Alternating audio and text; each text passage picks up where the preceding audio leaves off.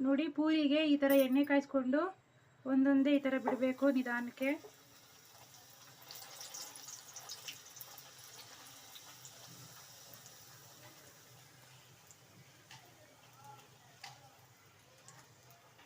ನೋಡಿ ಈ ಥರ ತಿರುಗಿಸ್ಕೊಡ್ಬೇಕು. ನೋಡಿ ಯಾವ ರೀತಿ ಉಬ್ಕೊಂಡು ಬರ್ತದೆ ನೋಡಿ ಪೂರಿ.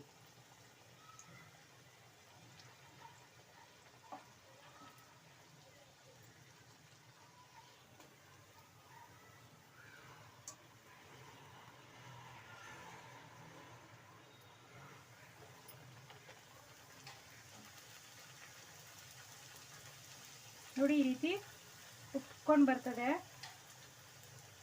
ಇದಾಗಿದೆ ಇದು. ನೋಡಿ ರೀತಿ ಉಬ್ಕೊಂಡು ಬರ್ತದೆ ನೋಡಿ ಈ ರೀತಿ.